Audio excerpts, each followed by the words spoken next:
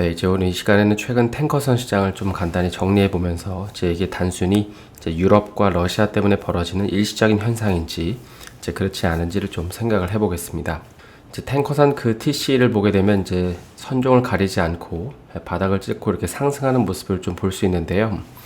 물론 최근에는 일부 조정 구간에 있다고는 하지만은 대부분의 공신력 있는 뉴스나 또 외신 리포트들을 보게 되면 이 한동안 탱커선 시장의 강세는 이어질 것으로 전망을 하고 있습니다. 그럼 최근에 탱커선 시장은 왜 이렇게 좋은 흐름을 좀 보이는 걸까요? 크게 세 가지 이유 때문인데 이걸 간단히 정리해 보면 좀 이런데요. 가장 큰 이유는 러시아 우크라이나 전쟁으로 인해서 이 원유를 조달받는 루트가 바뀌면서 이로 인한 톤마일 증가 때문입니다.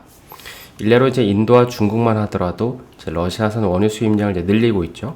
보시는 건 중국과 인도의 이 러시아 원유 수입량을 수치화를 한 건데, 중국 같은 경우에는 원래 이런 식으로 많이 수입을 하고 있기 때문에 이렇게 올라간다고 하더라도 드라마틱하진 않지만 인도를 보면 러시아 우크라이나 전쟁 이후에, 그러니까 2월달 3월달 이후에 엄청난 양의 러시아산 원유를 수입하고 있다는 걸 볼 수 있습니다.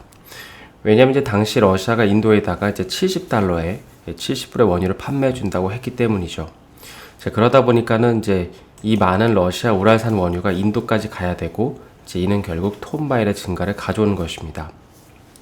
다음으로 유럽 같은 경우에는 현재 보시는 것처럼 유럽은 아직 여기 러시아산 원유를 많이 수입을 하고 있지만 조만간 금수 조치가 시행되면 이제는 더 먼 거리에서 원유를 수입해야 됩니다. 올해 들어서 유럽 같은 경우에는 보시는 것처럼 이 러시아부터 수입하는 원유량이 크게 이런 식으로 줄었는데요. 현재는 조금 늘어나긴 했지만은 이는 그 수입 금지가 되기 전에 일단 많이 수입하려고 하는 수요라서 앞으로는 더 내려간다고 생각을 하시면 될 것 같습니다. 따라서 유럽은 먼 거리로부터 원유를 조달을 해야 되고 그러다 보니까 이는 톤마일을 증가시키는 또 다른 트리거가 될 거라고 보고 있습니다. 다음 마지막으로 최근 기대감이 부쩍 높아져 있는 이란 핵 합의 같은 경우, 만약에 이란 핵 합의가 시행된다면 앞으로 이란은 불법 탱커선이 아닌 이 합법적인 탱커선을 사용해야 됩니다. 그래서 이렇게 되면 VLCC에 대한 공급 부족으로 운임이 더 오를 거라는 기대감이 있는데요. 물론 이란은 그동안 제재로 인해서 사용하지 못하고 있는 이 38척의 VLCC가 있어서 크게 영향을 미치지 못할 거다, 그런 견해도 있는데, 어찌됐든 핵 합의가 되는 시점에서 이 탱커선이 더 많이 필요해지는 건 사실이기 때문에 딱히 악재라고는 볼 수 없습니다. 그래서 이런 이유들이 최근 탱커선 운임을 밀어 올리고 있고, 그 결과 거의 1년 넘게 안 나오던 이 탱커선 발주도 며칠 전에 나왔던 건데요. 그럼 어떨까요? 최근 탱커선 시장의 변화는 러시아 때문에 생기는 일시적인 변화일까요? 아니면 지속적으로 바뀔 수 있는 그런 변화가 될 수 있을까요? 보시는 건 러시아 우크라이나 전쟁 이후에 월간 평균 항해 횟수와 평균 거리 증감을 나타낸 그래프인데요.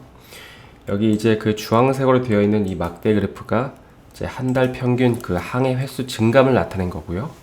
여기 이런 하늘색 점도표가 이 배가 다니는 거리가 얼마나 늘어나는지를 나타내는 차트라고 보시면 될 것 같습니다. 그래서 이걸 이해한 상태에서 이 차트를 보면, 먼저 이 VLCC는 러시아 우크라이나 전쟁 이후에 평균적으로 항해 횟수가 1% 증가를 했고요. 반면에 돌아다니는 거리는 8% 감소를 했습니다. 그러니까 원래 운항하던 거리보다 줄어든 거죠. 그러니까 운항 횟수는 많아졌는데 대신 그 거리가 짧아졌다는 것입니다. 다음으로 수에즈 막수를 보게 되면 평균적으로 항해 횟수가 6% 증가를 했고요. 반면에 운항 거리는 마이너스 5%로 감소를 했습니다. 그러니까 마찬가지로 운항 횟수는 많아졌는데 상대적으로 단거리 노선이 많아졌다는 뜻이겠죠. 그리고 마지막으로 아프라막스를 보면 항해 횟수는 그대로인데 0%로 그대로인데 운항거리는 13%나 늘어났죠. 그럼 수에즈막스는 왜 항해 횟수가 증가했고 아프라막스는 왜 운항거리가 증가를 한 걸까요? 그 이유는 바로 러시아 때문입니다. 그동안 러시아는 중국이나 인도에다가 원유를 보낼 때 이 VLCC를 주로 보냈는데, VLCC 선주들이 이 러시아산 원유를 기피하면서 이에 대한 대안으로 수에즈막스랑 아프라막스를 사용했기 때문입니다. 실제로 아프라막스 같은 경우에는 이 중국에서 러시아 운송비가 배럴당 16달러 정도인데, 당시 우랄산 현물가가 35달러였으니까 합쳐도 50달러가 채 안 됩니다. 그러니까 지금 유가가 대략 한 $100니까 엄청나게 싼 거죠. 따라서 이제 여기까지 정리를 해보면 최근 이제 탱커선, 특히 이제 수에즈막스는 이 러시아산 원유를 중국과 인도에 집중적으로 운반하면서 이런 식으로 수요가 늘어났고, 이제 아프라막스 역시 이 횟수가 크게 늘어나는 건 아니지만 기존에 이제 지중해 부근에서 돌아다니다가 이제 인도까지 운항을 하면서, 그러니까 톤마일이 증가하면서 이에 따른 운임이 이제 VCC를 포함한 이 탱커선 시장을 밀어 올렸다라고 보시면 될 것 같습니다. 그럼 이제 이런 상황에서 앞으로 탱커선 시장은 어떻게 될까요? 일단 이제 올해 12월부터 유럽은 이제 러시아산 원유를 해상으로 수입하는 것에 대해서는 이제 금지를 시행하는데요. 따라서 이제 이렇게 되면은 이 러시아는 그동안 이제 유럽에 수출하던 원유를 이제 다른 곳에 보내야 되고, 이제 그 대안으로는 중국과 인도가 있습니다. 그런데 이제 최근 중국은 그 원유 수입을 더 늘리지 않고 있는데, 특히 여기 이제 러시아, 이 주황 색깔 보시면 이 러시아로부터 수입하는 양을 이제 더 늘리지 않고 있습니다. 보시는 차트는 그 중국의 전체 원유 수입의 루트인데요. 여기 이제 오렌지색이 이제 러시아부터 수입하는 양입니다. 현재 그 중국은 이제 2분기에 접어들수록 이제 원유 수입폭이 이런 식으로 이제 감소하는 걸 볼 수 있는데, 특히 가장 최근에 중국은 이 중립을 지킨다는 명목으로 이제 러시아산 원유 수입을 더 늘리지 않고 있습니다. 그래서 이제 만약 중국이 전체적인 원유 수입, 특히 이제 러시아로부터 수입량을 늘리지 않으면 탱커선들의 수요는 감소할 수밖에 없고, 이는 이제 운임 하락으로 이제 이어질 수밖에 없겠죠.